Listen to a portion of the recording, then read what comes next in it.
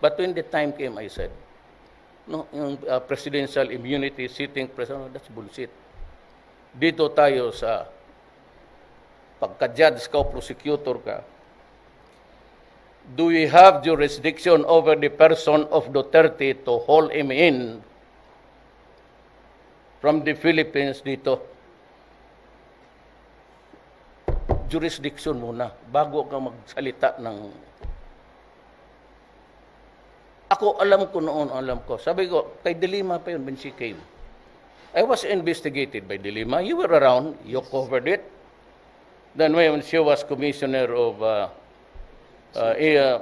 human rights, she also a continuance of that investigation. When she became a secretary of justice, she continued. Tapos ngayon, naging senador na, they still iniimbestiga 4. Ano pa bang gusto mo? Tapos ngayon, I'm called upon by many itong mga left organization. I will show you, but somebody will discover it. 3 yan, bantayan ninyo. Yang yellow, liberals, trillanes, pati ang Politburo, they have a... We will show it to you. Kaya kayong mga sundalo, before you jump into the conclusion about tanongin ninyo intelligence ninyo, they will show you. It is not for public consumption. Pero kung pagdating ng panahon, and if I'm compelled by the Supreme Court to say, now, state your case, pero ipalabas ko lahat. But it will be detrimental. Kasi mababasa nila kung saan namin kinukuha. Ganon yan eh. Kung ako, pag nakausap ko ang yellow, ito lang ibigay ko sa iyo. Pag nakausap ko si Trillanes, he's collaborating, sleeping with the enemy. Mayroon ring another narrative sila dito. Na hindi nila alam. Sinabi ko na nga naman doon, sabi ko, it's being supplied by a foreign power. Hindi dito. Pero kung gusto ninyong malaman, kayong mga military, yung mga matatag na ideals ninyo, tanungin ninyo ang inyong intelligence community. So, 3 yan. They're praying for my ouster. No, kung kayo-kayo lang yan, magbakbakan lang tayo, matulog na lang ako. Or if the military and the police, just use I will not patay na sundalo, puro ko sundalo kasi ako ang Commander-in-Chief and history would judge me as tanginang gagon to. Sa panahon niya, pinaaway niya yung mga sundalo niya, pati polis, nagbabarilan. So I will say, nasabihin mo, natakot ako. Ano mo takot? Bakit mo takot? Ano takutan ko? Ano bang kasalanan ko sa inyo? Korupsyon, ha? Mayroong mga taong talagang nasako. Pero talagang hinabol ko. Pati general nga sa Armed Forces of the Philippines. Was the latest person that I fired. Not because I'm afraid. I'm not doing anybody a favor. I am sticking to what is right and at constitutional. Wala de facto Marcelo. Pati si Dilima, kayong Pilipino, she was able to convince the entire world, yung mga left organization, mga masok them all over the world, na prisoner of conscience. And even yung mga sa labas namin ngayon, binubulong na, you might want to, na-convince nila because ang komunista nakapasok talaga. So they have one who is wanted here in the Philippines but who is occupying now. Ito namang United Nations, they refuse. Pati yung Canada, pati yung Amerika, because we will use daw the helicopters to kill our own citizens. Napaka-stupido naman ninyo. My own citizens are the communists using by the armed struggle to overthrow this government. Hindi man ako commander-in-chief ng komunista, di magpatayan tayo. Pero kung ang tao ko na mismo magpatayan, kalukuhan yan. It does not even the word appeal to me at all. Kung idealist ka man o di prinsipyo ka na tao. Yang tatlong yan, bantayan ninyo. Yan yung mag-aos na House Duterte, and it will go into a high gear October, ganun.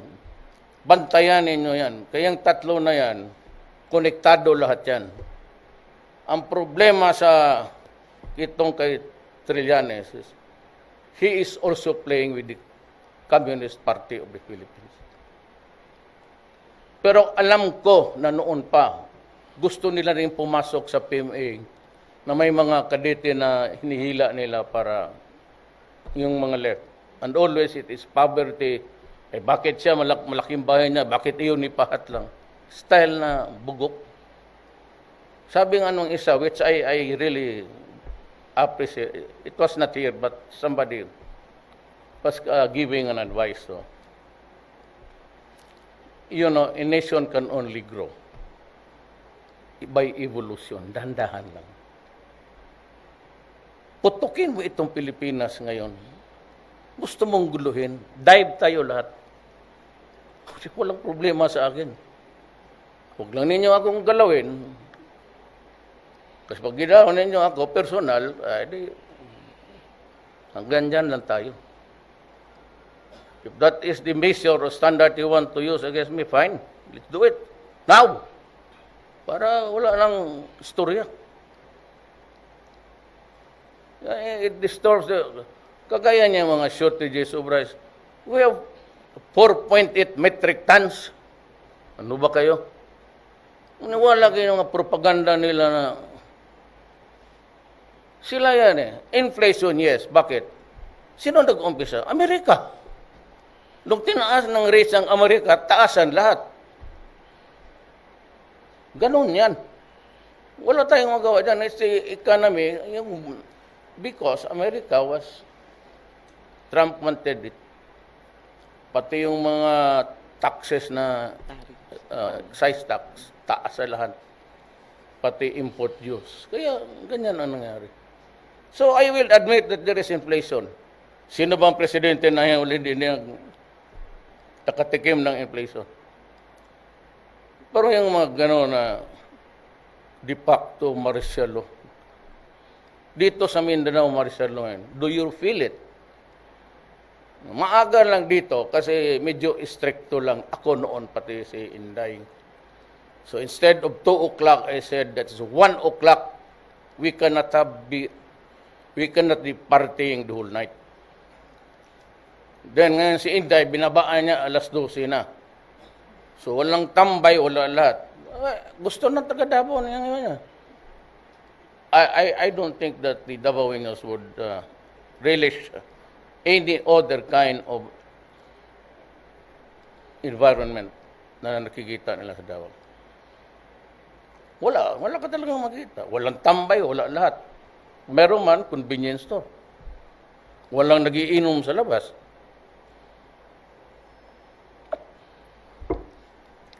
Mga squatters area, paglaan ng mga bata dyan, mga babae, nag-iinuman kayo dyan, yudo. Ngayong balang araw, sabihin mo, sagasaan mo yung mga yawa na yun. I will not hesitate really to use what I would like to happen. If I do not like to see it, it is not good for the people. I will use the kind of language I want. So yan ang ano. That's so ano pang about Trillanes? Sir, follow-up question lang pa on Trillanes. What do you think would happen in this Trillanes saga overstaying in the Senate? So saan yun mag-i-end yung kanyang war and everything against you? Ganito yan. Guilt is personal. Whether you are a PMAyer, ROTC, o ano ka lang dyan, reserve. Guilt, kung mayroon man sa kanila, personal yan. And now, kung mayroong gustong to intervene and do it violently, good, fine. Para kung ngayon, kung mag-away-away sa mo, ang tuhungan nito, kung magkagalo because of trillanes, dyan na talaga ako hindi bumilib.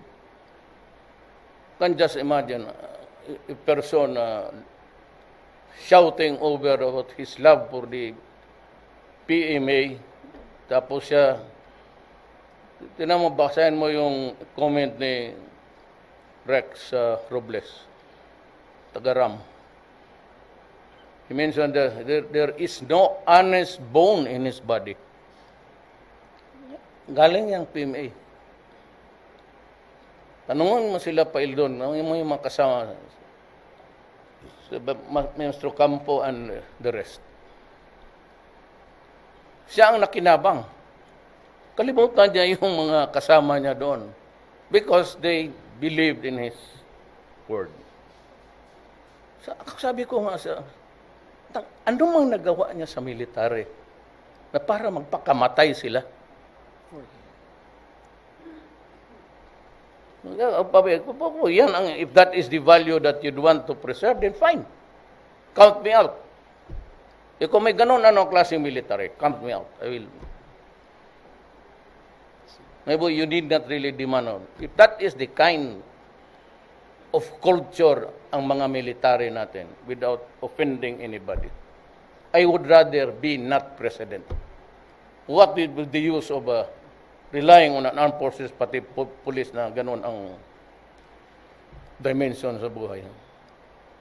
You know, everybody, every soldier, every congressman, every mayor, vice mayor, guard, police, we get our money, our pockets, so that we can buy food for our families. From the people's pocket also. Yun ang tanda. It's not about institution. It's about the essence of being of service to your fellow men. Yan ang prangka-prangka lang, yan ang gusto kong,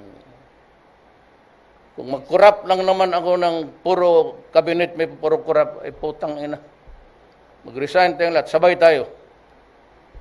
One page lang, we, the undersigned. Yan, wala na yung J1 yan. Kung gano'n lang naman ang makasama ko sa gobyerno, hindi ko maasahan, ano pang gawin ko? So, sabihin ko, well, just like in China, the Chinaman stay. Daylight, broad daylight, he was holding a lamp. Sinabi, tanong siya, bakit ka umiilaw?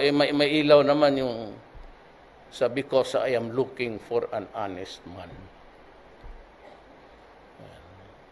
Sir, in one word po, sir. Ito lang last na, one word lang talaga, sir. How would you describe Trillanes? A coward or is he brave? You know, if Trillanes can define my character 10 times as bad, well, kayong Pilipino should decide. Gusto ninyong mga ganong military, from military, tapos magmarcha dyan sa Makati, tapos mag-headquarters doon sa hotel, kainin lahat ang pagkain doon, mga tuwalya. If that is the kind of military, uwi na ako sa amin. I'm better off spending my time with my grandchildren. Thank you, sir. Taking care of the problems of this country. Kalaki kaya ng problema ko. I am facing the vicious drug front. It's being controlled now by the Bamboo Triad. And ang ating container circuit is being used by the Senyalosa to place itong cocaine. Umiikot kasi yung container, baski saan eh. This time, container for Germany. Tapos from Germany, kung sino-sino yung tinatarget nila because they have the timetable. Yan ang ginagamit ng Senyalosa. Ang Amerika hindi na kailang maghanap pa ng iba. Kung dapat, talagang gusto niyang matapos, wala lang kasi akong armas kagaya sa kanila. Kaya kung may armas lang ako ngayon, precision guided, matagal lang naubos ito. Pati yung niyog lahat, kahoy sa... Libre lang kasi ako eh. So, ako, may nakuha ako doon. So, hindi ko sabihin kung ano nakuha ko ng mga armas. Part really was also, well, of course, the welfare of the Filipino workers abroad and to shop for arms. And mind you, pagka used against terrorism or extremism, binibigay na lang yan. Because we have a common enemy. Lahat na puntahan ko, galit sa terrorism o na biktima